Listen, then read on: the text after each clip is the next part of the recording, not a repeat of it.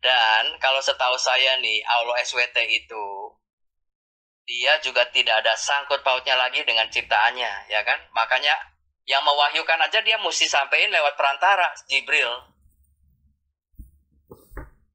Mirip nggak dengan yang tadi yang saya jelasin tuh? Nah, nanti setelah kalian seandainya masuk surga pun, kalian tidak akan berjumpa lagi dengan Allah.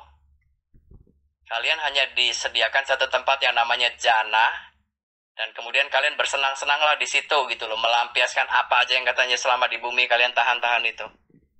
Tapi kalian tidak akan berjumpa sedetik pun dengan Allah itu. Benar nggak begitu? Ya, jadi saya katakan, balik lagi nih, kalau dalam iman orang Kristen itu tidak ada hubungannya dengan keyakinan orang Yunani. Tidak ada sangkut pautnya gara-gara ada kata logos dan theos, terus kalian mau mengambil kesimpulan, oh ini dari Yunani. Saya katakan itu, aduh, gimana ya? Ya agak bodoh juga sih gitu loh. Masa gara-gara ada dua kata Yunani itu semuanya jadi kepercayaan Yunani? Terus yang Kresna juga, terus kamu jawab apa? Kok bisa nyambung-nyambungnya dengan Kristus itu apa gitu loh? Apa karena sama inkarnasinya? Sampai di situ doang, terus jadi semuanya sama? Sul, gimana sih coba? Saya pengen tahu, coba kamu itu daya pikirnya, aklinya itu sampai di mana? Coba silakan jawab. Ini Bapak dengan tegas, dengan terang, dengan lugas sedang menjelaskan tentang ajaran pagan yang dianut oleh Mesir kala itu. Mesir kuno maksud saya. Cerita Osiris sama yang sedang Bapak ceritakan sekarang. Cerita Wisnu sama dengan cerita yang Bapak ceritakan sekarang. Cerita Poseidon sama, Pak. Begitupun di Romawi dan Yunani, Nipton dan juga Pedos, Zeus sama. Cerita yang Bapak karang sekarang ini mengenai penderitaan Yesus itu sama dengan yang Bapak sedang bahas sekarang. Jadi gini Pak, Yesus itu Bapak harus akui, dengan jujur Bapak harus akui. Bukan sang Bapa. Yesus itu sang anak atau sang putra. Itu baik dinyatakan oleh gospel maupun surat-surat rasuli yang Bapak imani sebagai rasul. Jadi Yesus itu tidak pernah dinisbahkan menjadi Bapak, menjadi sang Bapak. Gak pernah. Melainkan dia adalah sang anak. Kenapa? Karena hakikat Yesus itu adalah firman. Maksudnya hakikat Yesus yang manusia itu berasal dari firman Allah yang kemudian menjadi manusia. Layaknya matahari, hakikatnya adalah firman. Dari perkataan, dari kehendak Allah, kemudian berubah, terciptalah menjadi matahari. Ketika Bapak bangga dengan Yohanes 1 ayat 14, ayat 18, firman itu telah menjadi manusia, itu nggak ada apa-apanya, Pak. Firman itu telah menjadi matahari, firman itu telah menjadi bulan, firman itu telah menjadi bumi, firman itu telah menjadi langit, firman itu telah menjadi alam semesta. Itu yang Bapak harus pahami. Ya. Allah menyatakan sendiri Yesus sebagai utusan, sebagaimana yang dikatakan di dalam Matius 3, 16 sampai ayat 17. Sesudah dibaptis, Yesus segera keluar dari air. Dan pada waktu itu juga langit terbuka. Dan ia melihat roh Tuhan seperti burung merpati turun ke atasnya. Lalu terdengar suara dari surga yang mengatakan, inilah anakku yang kukasihi. Kepadanya lah aku berkenan. Berarti Yesus itu bukan sang Bapa. Yesus itu anak. Siapa yang berkata inilah anakku? Apakah anak Tuhan berbicara kepada anak Tuhan? Bukan. Tuhan sedang berbicara kepada utusannya, memproklamirkan bahwa Yesus itu adalah utusannya yang berasal daripada hakikat Al-Kalam yang ada pada diri Allah. Ciptaan alam semesta ini berasal dari mana sih Pak? Alam semesta ini menurut Bapak apakah tidak berasal dari hakikat firman? Semua berasal daripada hakikat firman Allah. Sama seperti Yesus. Maka ketika Yesus dikatakan pada mulanya adalah firman, itu karena kebetulan Yesus ingin dibahas, ingin dijadikan sebagai sebagai Zeus, sebagai Tuhan. Itu malaikat yang mewartakan kelahiran Yesus juga jelas di dalam Lukas 1 ayat 35 mengatakan begini. Roh Kudus akan turun atasmu dan kuasa Tuhan yang maha tinggi akan menaungi engkau. Sebab kenapa? Sebab anak manusia itu yang akan kau lahirkan itu akan disebut kudus, anak Tuhan. Berarti bukan Tuhan. Bukan Tuhan, tetapi anak Tuhan. Dalam arti kata, bukan anak haram. Kamu hamil bukan karena berzina, tetapi kamu hamil karena Allah yang mau. Berasal dari kalamullah. Petrus murid Yesus menegaskan siapa Yesus. Dan dibenarkan oleh Yesus saat dia ditanyai, siapakah dirinya? Apa yang dikatakan? Lalu Yesus bertanya kepada mereka, tetapi apa katamu? Siapakah aku ini? Maka jawab Simon atau jawab Petrus, engkau adalah Mesias, anak Tuhan yang hidup. Kata Yesus kepada Petrus, berbahagialah engkau Simon bin Yunus, sebab bukan manusia yang menyatakan itu kepadamu, melainkan Tuhanku yang ada di surga. Matius 16 ayat 15 sampai ayat 17. Udah. Selesai bukan? Jadi Bapak mau larikan kemanapun, firman adalah Yesus, Yesus adalah firman, firman adalah sang firman, Yesus adalah sang firman. Itu akal-akalan Bapak. Ya, Bapak harus paham, Yesus itu disebut anak Tuhan karena dia tidak memiliki bapak jasmani, tetapi lahir ajaib sebagai seorang nabi yang kelak mengajarkan bagaimana Bani Israel yang meninggalkan hukum Torah kembali kepada hukum Torah. Itu loh. Makanya dia katakan dalam Matius 15 ayat 24, aku diutus hanya kepada domba-domba yang hilang. Kenapa ada kata hilang, Pak, di situ? Ya, kenapa dia tidak katakan aja, aku diutus kepada domba-domba ya Bani Israel? Kenapa harus ada kata hilang? Maksud kata hilang di situ adalah Bani Israel, Bani Yakub, Bani Abraham yang meninggalkan hukum yang sudah ditorehkan oleh Allah di dalam 2 loh batu. Itu yang dimaksud domba-domba yang hilang dari Bani Israel, bukan Kristen.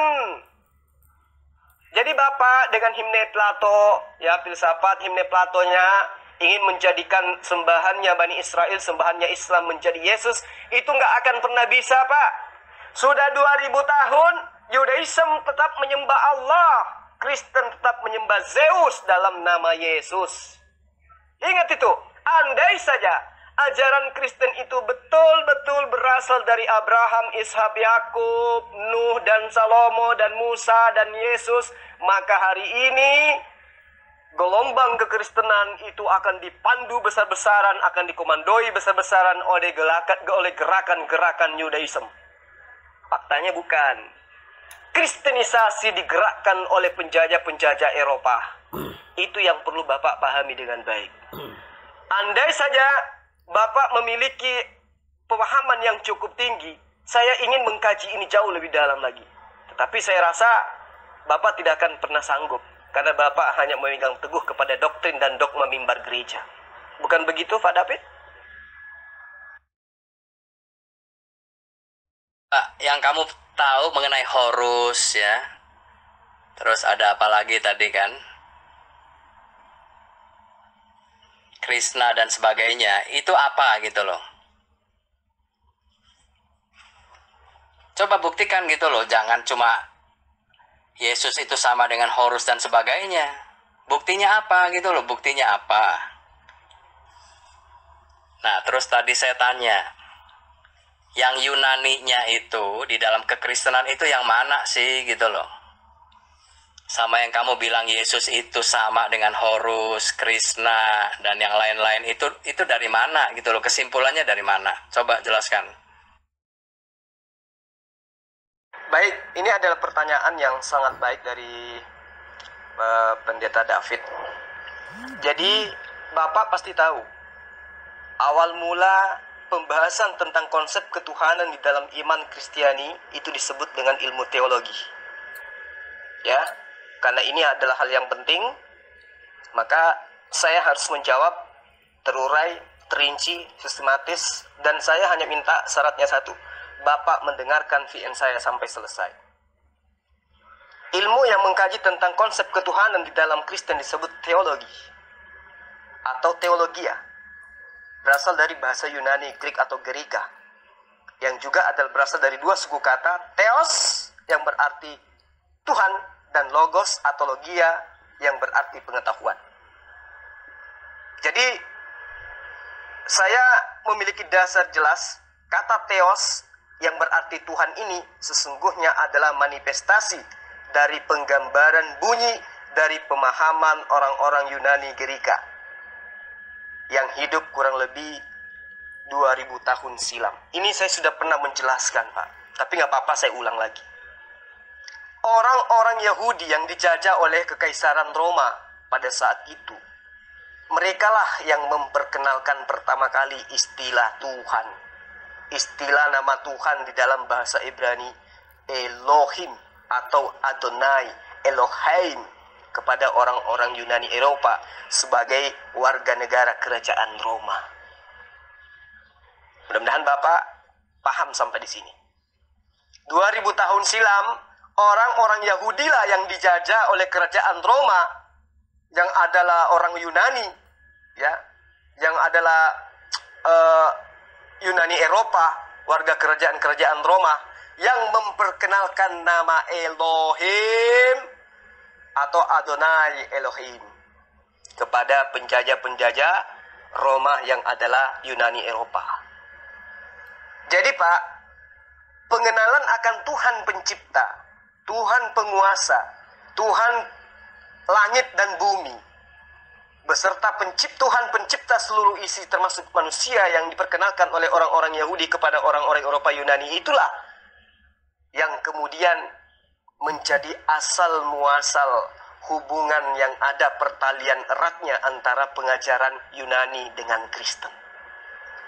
Walau menurut sejarah bahwa orang-orang Romawi atau Yunani kala itu sangat sulit menerima paham bahwa Tuhan itu satu. Kenapa Pak David?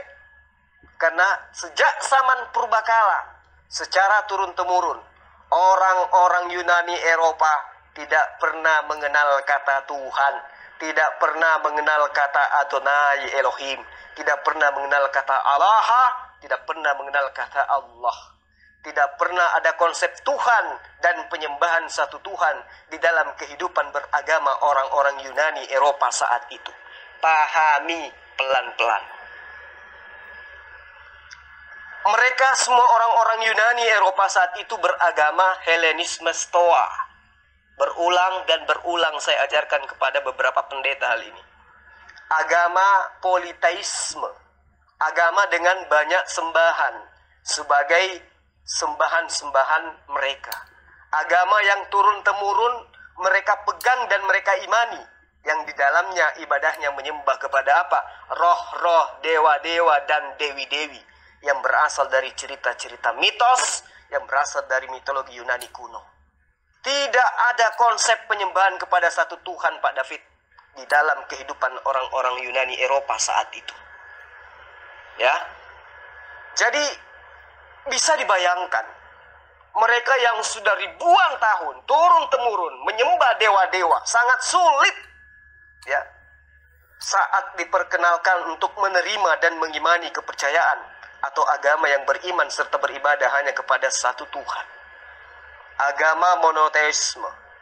Dan monoteisme ini jelas adalah ajaran yang konsepnya, kehidupan imannya sama dengan yang diimani oleh umat Islam saat ini.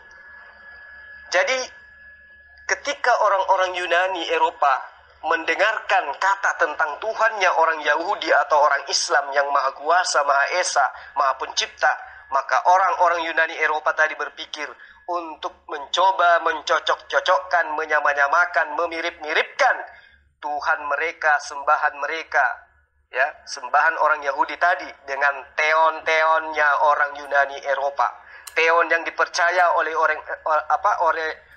Yunani Eropa sebagai Theon yang paling tinggi yang saya sebutkan kepada Bapak sebagai Zeus. Jadi jelas konsep penyembahan terhadap Zeus inilah yang kemudian disama-samakan dengan konsep ketuhanan terhadap YHWH atau Hasem. Jadi kalau Bapak bertanya apa hubungannya Kristen, itulah hubungannya Kristen dengan Yunani. Kristen datang dalam bentuk Helenisme Stoa, masuk menjajah ke dalam penganut ajaran monoteisme, yang tadinya politeisme, Helenisme Stoa berubah menjadi ke Yahudi-Yahudian. Muncullah Kristen, berubah menjadi Trinitas. Satu di dalam tiga, tiga di dalam satu. Padahal itu tidak dianut oleh Yudaism mulai dari nenek moyang mereka. Terbukti sampai hari ini mereka tidak mau mengakui Kristen itu sebagai penjabaran daripada iman mereka. Itu Pak hubungannya. Mudah-mudahan Bapak bisa memahami dengan baik. Ini kan jawabannya sebetulnya ya ini kan karena kalian juga pertanyaannya akal-akalan ya. Saya jawabnya ya harus. Bapak mengatakan Yesus tidak memiliki awal, tetapi Bapak bangga dengan Yohanes 1 ayat 1. Pada mulanya, pada awalnya. Berarti Yesus memiliki awal, Pak. Jadi gini, kita tinggalkan materi-materi yang menurut saya itu materi awam, ya. Saya ingin mencoba Bapak memahami dengan baik. Julukan profetis tersebut kepada Yesus, yaitu Sang Mesias atau Sang Firman yang Bapak katakan tadi, yang adalah tidak memiliki awal, tetapi nyata Yohanes 1 ayat 1 pada mulanya adalah awal, ya. Itu memberikan informasi sifat keilahian Mesias atau Nabi. Jadi gini, Yesus disebut Mesias atau siapapun yang dijuluki Mesias oleh Allah di dalam kitabnya para nabi, sifat keilahian Mesias atau praada Mesias sebagai Sang Firman, bukanlah firman itu tidak diciptakan, melainkan menciptakan. Coba Bapak lihat di dalam Mazmur 33 ayat 6. Jika dia menciptakan, maka dia kekal. Jadi sifat keilahian Mesias dinyatakan pula dalam penggambaran kitab Mika 5 ayat 1. Tetapi engkau hai Bethlehem Efrat, hai yang terkecil di antara kaum-kaum Yehuda, daripadamu akan bangkit bagiku seorang yang memerintah Israel, yang permulaannya sudah ada sejak purbakala, sejak dahulu kala. Jadi coba Anda lihat, perhatikan sini. Frasa kata permulaannya sudah sejak dahulu kala, dalam bahasa Ibrani dikatakan umot sautau mikkedem. Secara literal artinya yang kehadirannya sudah sejak lampau. Jadi kalimat ini hendak memberikan petunjuk bahwa kekekalan Sang Mesias sebagai firman Tuhan yang berdiam bersama dengan Tuhan dalam frasa ini hendak mengungkapkan sifat keilahian yang ditegaskan di dalam kitab Yesaya 9 ayat 5. Artinya kalam Allah itu memang kekal bersama dengan dirinya. Sifat Allah yang adalah Sang Firman memang melekat pada dirinya.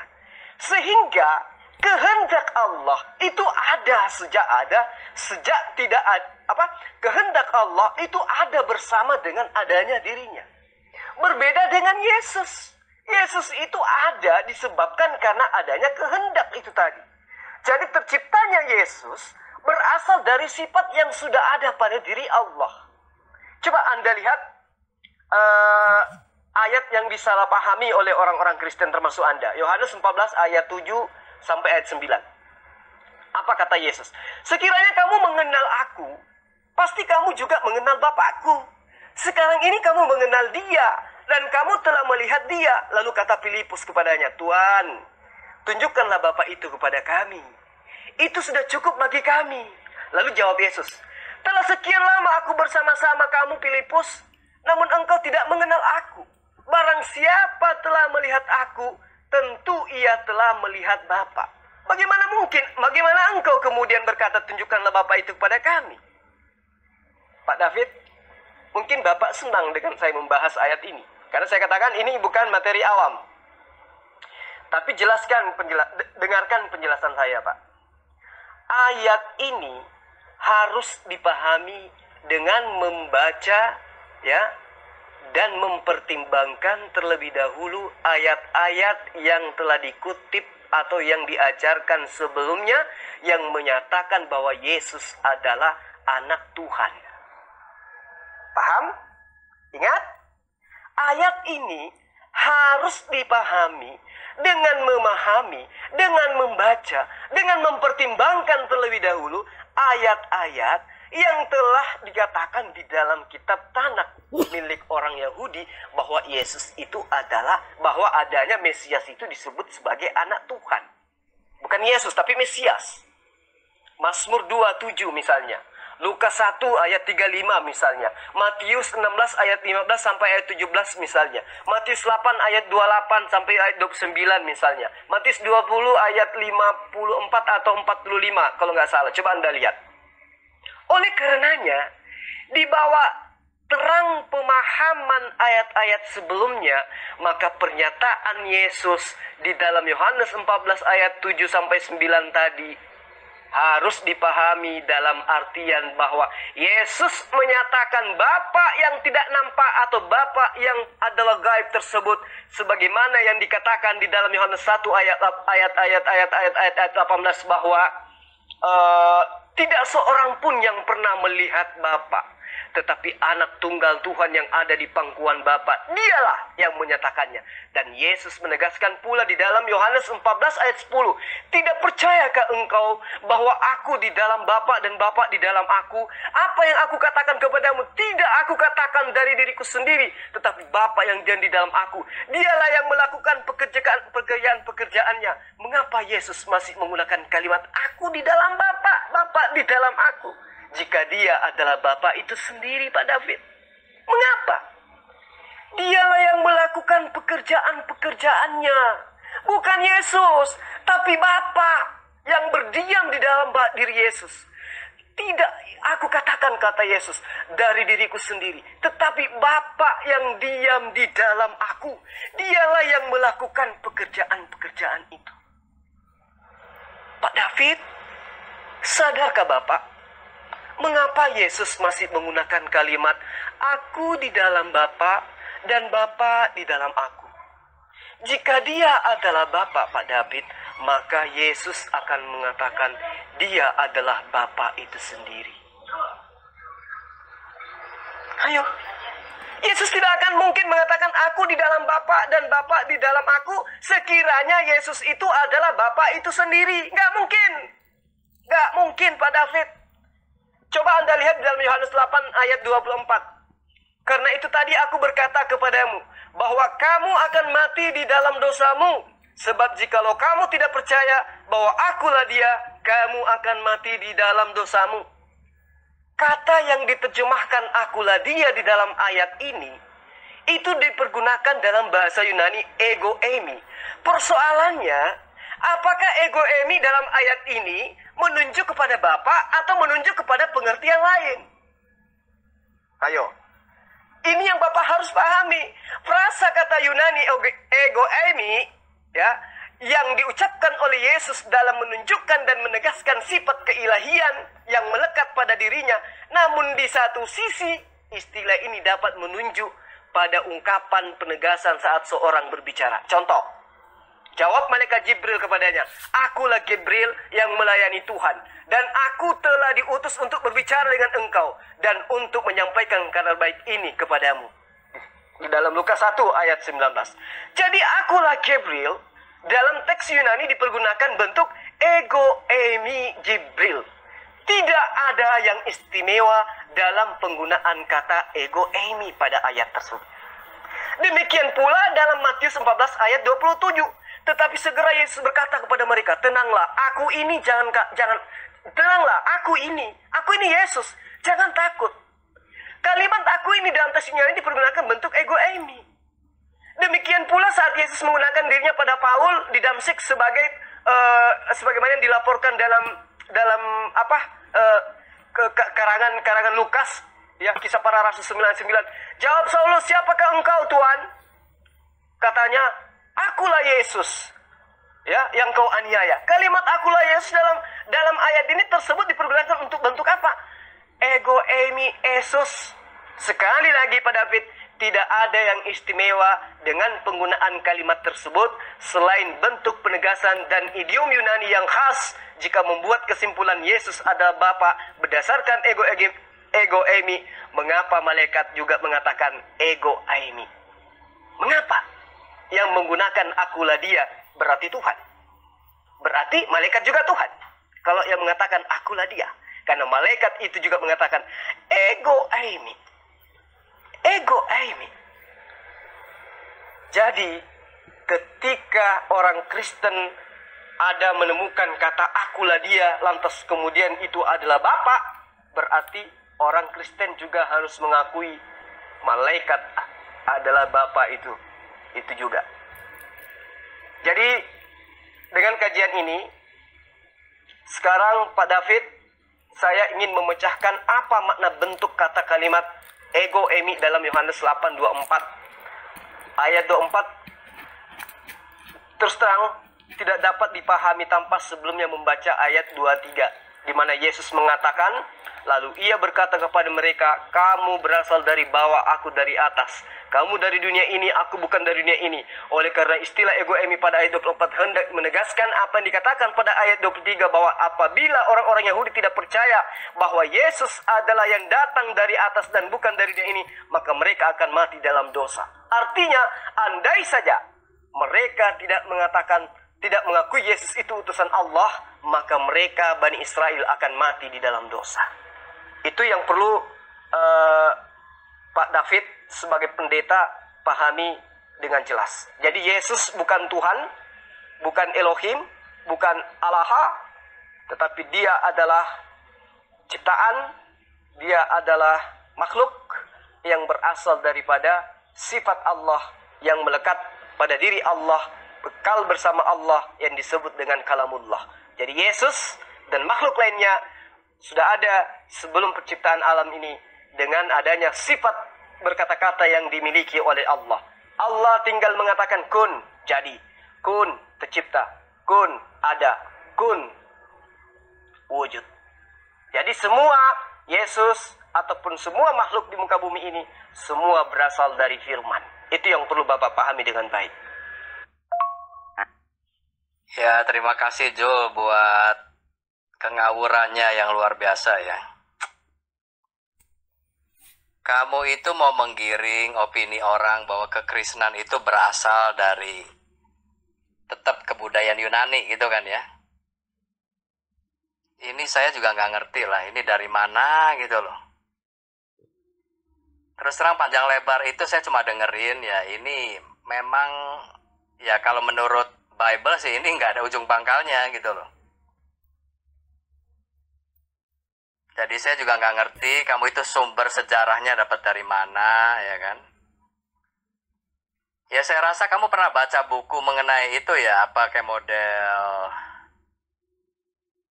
apa itu, Jesus Conspiracy atau apa gitu kan? Ya pokoknya Yesus itu adalah merupakan bentuk konspirasi katanya. Jadi sepertinya akal-akalan lah gitu kan? Saya katakan Jul, kamu itu dapat sumber itu dari orang-orang ya mirip ateis lah ya. Mereka nggak Kristen, nggak Islam juga. Oke, mereka sukanya baca, udah itu ya menurut mereka nih, dianalisa ya seperti inilah jadinya, membuat kehebohan doang. Tapi kalau nilai kebenarannya adalah totally nol, ngerti nggak? Saya katakan kekristenan itu tidak datang dari Yunani, Zul. Kamu terus hubung-hubungkan dengan Zeus itu, aduh. Jangan kayak apa ya. Ini cocokologi gitu loh. Yesus, Zeus, Us gitu loh. Kristus, Krishna, Kris. Saya katakan kalau kamu itu sekolah bertahun-tahun menghabiskan duit banyak ya, cuma dapat otaknya model begini, mendingan kamu otaknya model begini, mendingan kamu nggak usah sekolah lah. Kasihan. Kamu kalau mau baca ya, bacalah nih ya. Kekristenan itu berasal dari Jewish root. Ngerti nggak Jewish root? Akarnya itu ya memang kepercayaannya orang Yahudi, Judaism. Makanya salah satunya tadi saya jelaskan bahwa penebusan dosa itu berasal dari Judaism. Itu ada di dalam kitab Imamat. Itu nanti lebih ke belakang lagi waktu Adam pertama kali berdosa. Nah, terus kamu mau menghubungkannya dengan Helenisme lah, kebudayaan Yunani lah, Zeus lah. Memang kamu itu bacaannya apa gitu loh.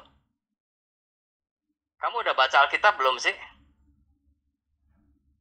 Makanya gini ya, saya anjurkan daripada kamu itu baca novel-novel yang dikarang oleh orang model Dan Brown, si Akarya, saya tahu itu. Mendingan kamu baca satu Alkitab full. Ya, semoga kamu dapat benang merahnya gitu loh ya. Jadi ada urut-urutannya atau kronologinya. Nanti lain kali kita akan bicarakan dari mana sih paham Tritunggal itu gitu loh. Itu memang paham yang atau konsep yang agak sulit ya. Karena ini kita bicara mengenai konsep Allah sebetulnya atau konsep Tuhan. Tapi saya akan coba jelaskan. Semoga kamu juga otaknya cukup bagus.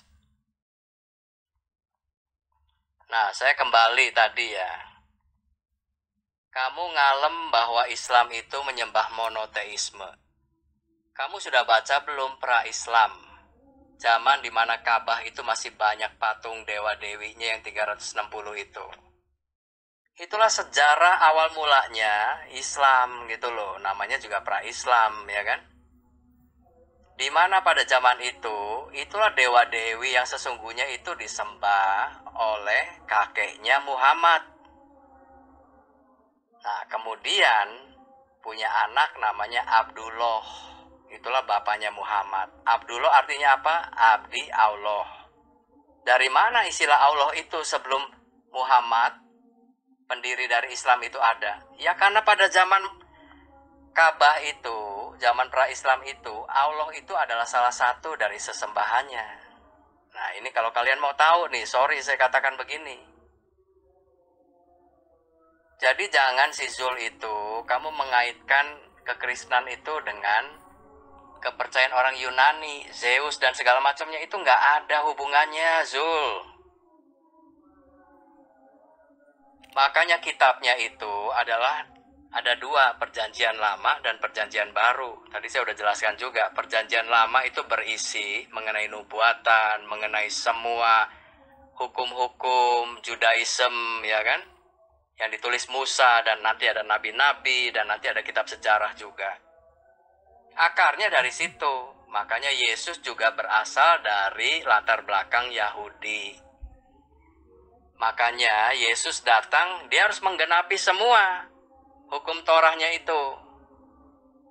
Baru dia itu menjadi satu pribadi yang sempurna, memenuhi tuntutan semua hukum Taurat gitu loh, termasuk disunat ya kan. Ya bisa juga mungkin nggak makan babi, cuma kalau nggak makan babi nggak ada sih, nggak dicantumin di Bible itu. Kalau disunat iya, pada hari ke-8. Jadi semua hukum Torah itu Yesus harus memenuhinya. Karena dia kan anak domba Allah, harus sempurna toh. Nah, jadi saya katakan, latar belakang dari Yesus yang nanti kita ini, orang Kristen ini mengikuti Yesus itu, ya dia harus memenuhi semua tuntutan hukum Taurat. Baru nanti dia itu bisa layak menjadi anak domba Allah. Dengan kematiannya dia menanggung dosa manusia. Nah, terus kepercayaan Yahudinya di mana? Ini akidah utama dari orang Kristen gitu loh ya. Kamu terus mau menghubungkan dengan kepercayaan Yunani, apalagi dengan Zeus. Jadi jangan Yesus, Zeus, Us. Aduh, Jul. Makanya saya katakan percuma kamu sekolah kalau begini. Coba ada apa lagi ilmunya yang kamu bisa bagiin itu apa gitu loh. Saya tunggu deh sampai jam berapa ini. Zul, yang ini tadi kamu udah jelas ya. Pada mulanya, itu bukan pada awalnya terus kamu ngerembet-rembet berarti Yesus punya awal. Itu salah tafsir yang totally wrong, tahu nggak itu? Aduh, kalau ulangan tuh dapat 0 kamu. Tadi saya udah jelasin, ini sebenarnya udah saya jelasin, cuma saya mau ulang sedikit deh. Yang dimaksud NRK itu pada mulanya sebelum ada langit dan bumi. Nah, disitulah sang firman atau nanti yang nuzul menjadi manusia yang namanya Yesus, Yesua sebetulnya, itu sudah ada gitu loh. Jadi bukan Yesus itu punya awal. Yesus sudah ada sebelum ada ciptaan alam semesta ini. Siapakah pribadi seperti itu? Dialah Allah. Dialah Tuhan karena memiliki sifat kekekalan. Coba diresapi baik-baik lah ya. Ini kamu ini ternyata banyak sekali gitu loh kesalahpahamannya atau ketidakmengertiannya. Ya kamu sering-sering ngobrol sama saya lah ya. Semoga tercerahkan ya. Kalau kita memiliki tujuan yang sama supaya di akhirat tidak nyesel, ya silakan kamu sering-sering ngobrol sama saya. Berarti Bapak tidak mendengarkan penjelasan saya, Pak.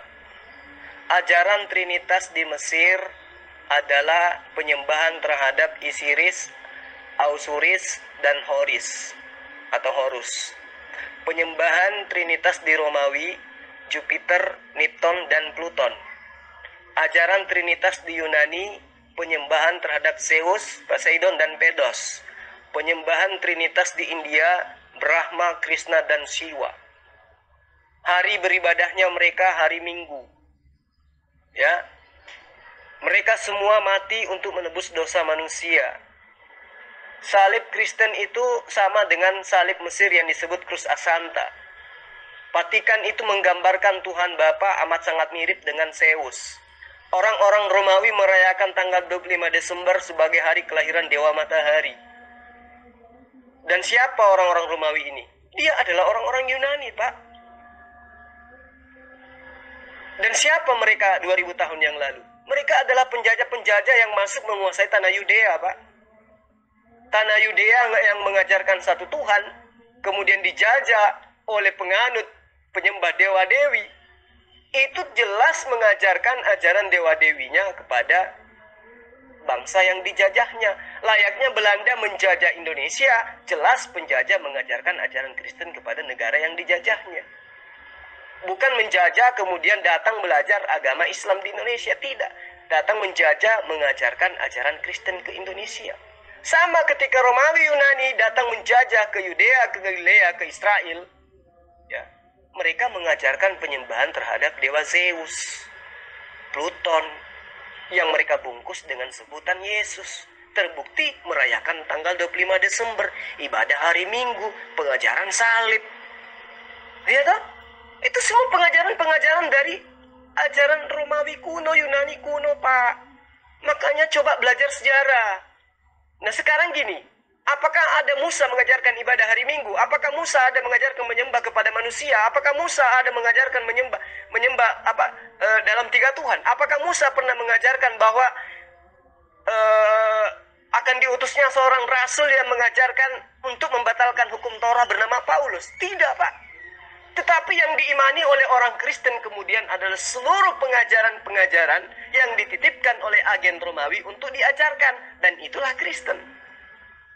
Ini bukan fitnah, ini fakta. Makanya saya katakan kepada Bapak, tinggalkan materi awam. Kita kaji materi yang lebih tinggi. Karena saya melihat pemahaman Bapak jauh di atas teman-teman pendeta yang lainnya. Jadi gini, Yesus itu bukan Tuhan. Karena memang sudah dinyatakan di dalam Yohanes 1 di filsafat Yunani, pada mulanya Yesus itu adalah firman. Artinya pada mulanya Yesus itu berasal dari kehendak Tuhan, yaitu Al-Kalam, di mana Al-Kalam menyebabkan Allah berfirman. Sehingga Yesus itu dikatakan pada mulanya adalah firman. Kalau Bapak masih menyangka ini, maka Bapak akan menyangka bahwa, akan mengimani bahwa Bapa itu pada mulanya adalah firman. Tapi kan tidak. Bapa itu bukan pada mulanya adalah firman. Hanya Yesus, hanya matahari, hanya alam semesta ini yang pada mulanya adalah firman. Bapa atau Allah atau Allah tidak bermula dari firman. Jadi Yesus itu bukan Tuhan, melainkan Tuan atau junjungan, atau Adon, atau Maran, atau Kurios, atau Lars. Ya. Jadi orang-orang yang memegang pandangan bahwa Yesus adalah Tuhan yang berubah menjadi Elohim, ya, yang mereka mempergunakan Yesaya 9 ayat 5 kalau nggak salah, di mana muncul frasa El Gibor yang artinya Tuhan yang perkasa. Yohanes 10 ayat 34 di mana Yesus mengutip Mazmur 82 ayat 6 dengan mengatakan, "Tidakkah ada tertulis dalam kitab Taurat kamu, aku telah berfirman, kamu adalah Tuhan." Tapi ingat Pak, ayat ini harus dipahami secara keseluruhan. Dari ayat 36 hingga ayat 38. Kata Yesus kepada mereka, "Bapa pekerjakan baik, ya, banyak pekerjaan baik yang berasal dari Bapakku, yang kuperlihatkan kepadamu. Pekerjaan manakah di antaranya yang menyebabkan kamu mau melempari aku?" Kemudian jawab orang-orang Yahudi itu, "Bukan karena suatu pekerjaan baik maka kami mau melempari engkau, melainkan karena engkau menghujat Tuhan, dan engkau sekalipun hanya seorang manusia." Ingat, orang Yahudi mengakui sekalipun hanya seorang manusia saja, orang Yahudi loh, sesaman dengan Yesus loh, mengatakan, sekalipun engkau hanya seorang manusia saja, menyamakan dirimu dengan Tuhan. Lalu apa kata jawab Yesus kala itu? Apa jawab Yesus? Apa klarifikasi Yesus pada David?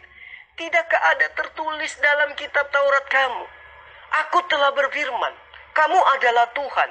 Jikalau mereka kepada siapa firman itu disampaikan disebut Tuhan, sebab kitab suci tidak dapat dibatalkan. Masihkah kamu berkata kepada Dia yang dikuduskan oleh Bapa, yang telah diutusnya ke dalam dunia ini untuk menyampaikan firman-Nya, engkau menghujat Tuhan? Karena aku telah berkata, aku anak Tuhan, aku penyampai firman."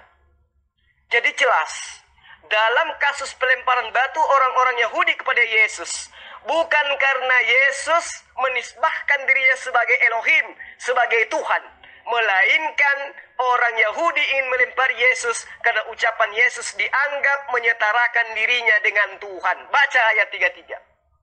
Ucapan apa yang membuat orang Yahudi tersinggung dan menuduh Yesus menyetarakan dirinya dengan Tuhan? Pertama, Yesus mengatakan dirinya berkuasa memberikan hidup yang kekal. Ayat 28. Kedua, Yesus menyatakan dirinya dan Bapa adalah satu. Ayat 30. Ketiga, Yesus menyatakan dirinya anak Tuhan. Ayat 36.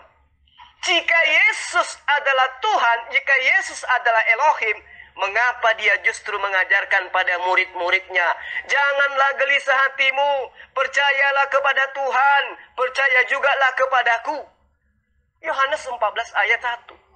Demikian pula dikatakan, tetapi Yesus berkata kepadanya, "Ada tertulis, engkau harus menyembah Allah Tuhanmu, dan hanya kepada Dia, bukan aku, tetapi Dia sajalah engkau berbakti." Lukas 4 ayat 8. Dan akhirnya dikatakan, Tuhan itu roh, dan barang siapa menyembah Dia harus menyembah dalam roh dan kebenaran. Ayat 24 dari Yohanes 4. Dan sayang sekali, Yesus bukan roh. Yesus manusia yang dilahirkan oleh manusia, yang dinetein oleh manusia, yang diceboin oleh manusia, yang dibunuh oleh manusia, yang disembah oleh manusia, yang memiliki akal lemah, sama seperti Bapa. Mohon maaf saya katakan seperti itu. Jadi penjelasan saya ini, walaupun pada level atas sering disalahpahami oleh orang-orang yang memahami tingkat IQ lemah, mereka menganggap bahwa saya mengingkari status Yesus sebagai manusia hanya karena saya menjelaskan bahwa Yesus itu mengatakan dirinya setara dengan Tuhan dan lain-lain sebagainya. Tetapi orang yang memahami dengan ilmu tinggi akan tahu persis tujuan daripada apa yang saya sampaikan. Bahwa Yesus mengajarkan Tuhan itu adalah roh. Yesus bukan roh. Yesus manusia. Yesus terangkat ke langit bersama dengan jasadnya, bukan dengan rohnya saja. berarti yang Tuhan bukan Yesus. Yesus pada mulanya adalah firman, baru kemudian berubah menjadi makhluk ciptaan. Berarti yang kau sembah bernama Yesus itu adalah ciptaan Tuhan yang berasal dari Al-Kalam Allah. Bertobat Pak David. Di atas saya sudah menggambarkan Pak, saya sudah menjabarkan sejarahnya. Ya, 2000 tahun silam seperti apa sehingga konsep agama Kristen itu terbentuk dalam rupa semirip-mirip mungkin dengan ajaran Yudaism. Tetapi asalnya adalah penyembahan kepada dewa-dewa. Kalau Bapak kemudian senang ketika saya mengatakan Yohanes 1 ayat 1 itu dengan mengatakan en arche en hologos, kai hologos en prostonteon, kemudian kai theos en hologos, kemudian Bapak senang, saya pun senang. Artinya, secara bahasa saja Bapak sudah paham bahwa konsep ini adalah konsep yang dianut oleh ajaran Yunani. Ingat Pak, ingat. Eling Pak. Sebelum Roma menganut ajaran Kristen atau ajaran Katolik, mereka memang sudah menganut konsep yang sama. Itu yang perlu Bapak pahami. Begitu banyak ahli bahasa Yunani yang memahami kata arche di dalam Yohanes 1 itu, Pak. Bahkan di dalam Wahyu 3 ayat 14 dimaknai dengan kata sebagai permulaan atau the beginning. Bahkan para pakar Alkitab yang menganut Tritunggal pun jelas-jelas mengakui bahwa arche sebagai permulaan. Ya, dan kita lihat di Gospel Indonesia aja dulu. Beberapa versi jelas mengatakan bahwa itu adalah permulaan. Namun ada juga orang-orang Kristen yang mengklaim bukti Yesus itu adalah Allah, ngotot bahwa arche dalam Yohanes 1 itu bukan berarti ciptaan atau permulaan, tetapi adalah biasa mereka sebut dengan sebutan sumber. Yesus itu adalah sumber segala ciptaan. Jadi ketika kita memahami lebih jauh kata en arche en hologos itu, bahwa makna di dalam kitab yang Bapak anut sebagai kitab suci, kata arche itu pada umumnya memang artinya adalah permulaan atau awal, menunjuk kepada keterangan waktu. Ya, menunjuk kepada keterangan waktu. Jadi kita mau seperti apapun mutar-mutar, Bapak tidak akan pernah lolos dari pernyataan-pernyataan kitab Tuhan Bapak sendiri bahwa Yesus itu memiliki permulaan, bermula dari firman. En arche en hologos, pada mulanya adalah firman. Apakah Bapak pada mulanya adalah firman? Tidak. Kenapa? Karena dia adalah sang pencipta. Apakah Yesus itu adalah pada mulanya adalah firman? Iya. Kenapa? Karena dia adalah ciptaan. Ya. Arche dalam ayat Yohanes 1 ayat 1 itu jelas Bapak juga percaya kan pada mulanya atau awalnya. Dan tidak ada seorang sarjana Alkitab pun atau sarjana gospel pun atau lulusan teologi pun yang paham bahasa Yunani yang akan menerjemahkan kata arche itu sebagai sumber dari segala ciptaan. Tidak akan ada, Pak. Ya, hanya di Indonesia ini yang mengada-ngada. Karena mereka sebenarnya tidak paham bahasa Yunani, kan gitu. Nah, coba Bapak pahami dengan baik. Kata mulanya pada Yohanes 1 ayat 1, arche atau en arche en hologos, pada mulanya. Itu dalam bahasa Indonesia berasal dari kata dasar mula. Ya. Demikian juga kalau Bapak ingin mengatakan, oh ada kok di dalam Wahyu 3 ayat 14. Yesus itu bukan dikatakan sebagai pada mulanya, tetapi pada usul dia adalah sumber dari segala ciptaan. Bapak salah. Kata permulaan itu berasal dari kata mula. Berarti awal. Berarti Yesus itu pada awalnya adalah perkataan. Nah, apakah Bapa pada awalnya adalah perkataan? Bukan. Bapa pada mulanya memang sudah Bapa. Kalau Yesus pada mulanya adalah firman. Berarti Yesus memiliki proses. Berarti dia adalah ciptaan. Jadi Bapa sebagai penganut Tritunggal, kemudian orang India sebagai penganut Trimurti, ya, itu memang setuju, memahami bahwa Krishna atau Yesus pada mulanya adalah firman, karena kemudian firman disalahartikan bahwa firman itu adalah Tuhan itu sendiri. Padahal yang dimaksud di sini adalah pada mulanya adalah perkataan Sang Pencipta, kemudian terciptalah Krishna, terciptalah Yesus. Datang kemudian konsep penganut ajaran pagan mengakui yang tercipta dari firman itu adalah firman itu sendiri. Padahal salah. Yang memiliki firman itu adalah Allah Al-Kalam, yang memiliki sifat Al-Kalam. Dengan sifat Al-Kalamnya kemudian dia mampu berfirman. Ya. Jadi mau seperti apapun ya, Bapak mau mutar-mutar kayak manapun, itu tidak akan pernah bisa Bapak lari dari kenyataan bahwa Yesus itu adalah ciptaan. Yohanes 1 ayat 1, Yesus pada mulanya adalah firman. Berarti dia ciptaan. Yohanes 2 ayat 11, hal itu dibuat Yesus di Kana Galilea sebagai yang pertama. Berarti di situ menggunakan arke. Yang pertama berarti ciptaan. Yohanes 15 ayat 27, karena kamu dari semula menggunakan kata arke bersama-sama dengan aku. Artinya ada awalnya. Apa yang ada semula juga menggunakan kata arke di dalam 1 Yohanes 1 ayat 1. Jadi Pak, kata en arke en hologos itu bukti Yesus itu adalah ciptaan karena dia berasal dari awal. Itu yang perlu Bapak pahami dengan baik. Tapi kalau Bapak masih juga tidak memahami dengan baik, ya saya rasa Bapak perlu belajar lagi lebih mendalam, ya.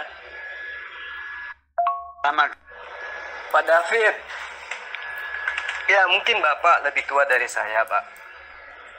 Tapi kajian tentang kristologi ya mungkin antara Bapak dengan saya ya 11-12 lah, Pak. Bedanya saya mengkaji tentang kristologi itu dengan menggunakan konsep akal, bukan iman, dan juga konsep sejarah dan fakta hari ini. Sementara Bapak mengimani agama Bapak dengan konsep mimbar gereja, tidak melihat dengan kacamata yang lebih luas. Kalau Kristen itu berasal dari ajaran Yudaism, hari ini Israel akan menjadi negara yang menjadi pusat kekristenan, Pak. Bukan di Roma, bukan. Karena yang diceritakan kemudian oleh Kristen di atas mimbar gereja, kekristenan itu bersumber lahir kemudian dibesarkan di Israel, di tanah Palestina, di Yerusalem, di Yudea, di Galilea. Tapi fakta tidak seperti itu adanya. Berbeda dengan Islam. Islam dibesarkan di Arab, sampai hari ini di Arab Saudi menjadi pusat keislaman. Gitu. Kristen apakah berasal dari tanah Israel? Tidak. Sejarah menyatakan Roma ya menjajah tanah Yudea dan Galilea, menjajah Bani Israel 2000 tahun yang lalu. Bapak jangan menutup mata. Dan mereka yang menjajah ini sudah menganut ajaran Helenisme Stoa, penyembahan terhadap banyak dewa dan banyak dewi.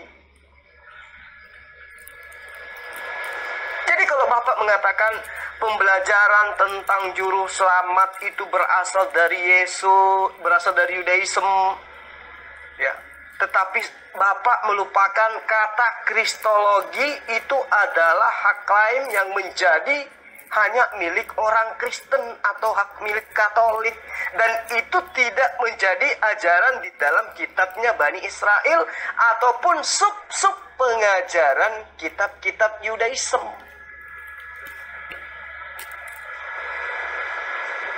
Jadi yang perlu Bapak pahami adalah Pengenalan pertama tentang ketuhanan yang esa kepada orang-orang Kristen yang tadinya menyembah dewa-dewa ini dilakukan oleh para pengikut ajaran Yesus atau Nabi Isa alaihissalam kepada orang-orang Yunani atau Eropa yang berada di lingkungan tanah jajahan Romawi, yaitu Yudea Galilea pada saat itu. Itu yang perlu Bapak pahami. Orang tidak belajar sejarah pun tahu itu, Pak. Jadi, pengenalan akan konsep ketuhanan berlangsung saat terjadinya kontak sosial antara para pedagang Yahudi, nelayan Yahudi, dan para sahabat atau murid Nabi Isa atau Yesus atau murid-murid dari muridnya Yesus, yaitu orang-orang yang pada saat itu berada di Eropa ke arah Asia Kecil dan tepian barat benua Eropa seperti di Damsyik, Antioquia, Tarsus, kemudian apalagi Laodikia, Kolose, Efesus, Filipi, Galatia, Korintus, dan seterusnya berakhir di Roma. Itu selaras dengan apa yang dituliskan oleh sejarah, dan kita ketahui bersama bahwa kontak itulah yang kemudian selain dari penjajahan tadi yang mengajarkan tentang kekristenan, yang mengajarkan tentang konsep Tuhan yang kemudian mereka padukan menjadi konsep ketuhanan yang disebut dengan Trinitas. Gitu loh, Pak. Jadi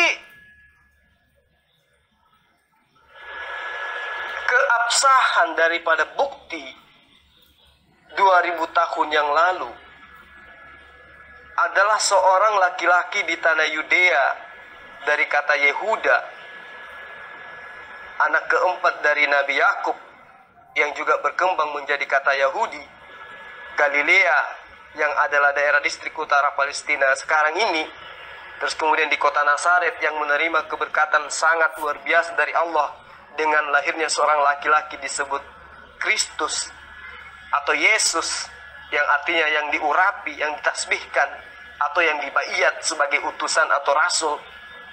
Itu adalah seorang laki-laki di tanah Galilea, Yudea, yang khusus diciptakan oleh Allah untuk mengajarkan hukum Torah, bukan mengajarkan seperti apa yang dianut oleh Kristen sekarang. Ya, Bapak harus ingat, bahasa Ibrani yang diperkenalkan oleh Ibunda Maria kepada anaknya itu jelas mencerminkan bahwa Yesus itu menganut ajaran Yudaism, tidak menganut ajaran Kristen. Itu yang perlu Bapak pahami. Jadi ajaran Kristen menyembah dewa-dewa, menyembah roh-roh, itu adalah ajaran pagan dari Yunani, Pak. Sementara Yesus sendiri mengajarkan ajaran monoteisme. Yesus mengajarkan bagaimana kemudian Bani Israel kembali kepada hukum Tuhan yang pernah diajarkan oleh Nabi Musa kepada mereka. Itu tujuan Yesus datang. Jadi Yesus itu ketika dikatakan bermula dari firman, itu benar. Karena memang Yesus itu adalah ciptaan. Sama seperti matahari. Sebelum matahari itu ada, dia bermula dari firman. Kemudian dia menjadi. Sama seperti Yesus. Jadi Pak David, ya, mungkin Bapak dikagetkan dengan materi yang saya paparkan ini. Tapi itulah fakta, Pak. Kristen itu tidak berasal dari pengajaran para nabi, tapi berasal dari pengajaran penjajah-penjajah Romawi kala itu yang mencoba melanggengkan konsep ketuhanan dewa-dewa mereka dengan menggunakan dengan menggunakan topeng terjemahan kitabnya Bani Israel yang kalian sebut kemudian dengan Perjanjian Lama, yang dicocok-cocokkan dengan kitab yang kalian kanon. Itu yang perlu Bapak pahami dengan baik. Jadi Bapak telaah lagi setiap untaian pemaparan saya, supaya Bapak itu tidak bertanya hal-hal yang menurut saya hal-hal yang Bapak jadikan hanya untuk menutupi. Krishna itu jelmaan dewa, datang dalam rupa manusia untuk menebus dosa manusia. Beda dengan Yesus nggak? Enggak kan? Sama. Nah, kita nggak perlu ke sana. Cukup Bapak tahu bahwa orang India juga mengimani konsep Trimurti, sama dengan Trinitas. Tapi Bapak harus paham, manusia Yesus yang adalah Yudaisme, ya, Bapak tidak bisa mengenyampingkan atau menganggap sepele aspek pengajaran Yudaisme yang dibawa oleh Yesus tentang akidah, tentang ibadah, tentang akhlak, tentang syariat dan lain sebagainya. Itu yang perlu Bapak pahami dengan baik, ya.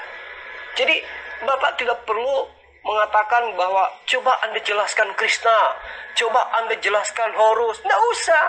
Lihat aja bagaimana perbedaan antara Yesus dengan Kristen.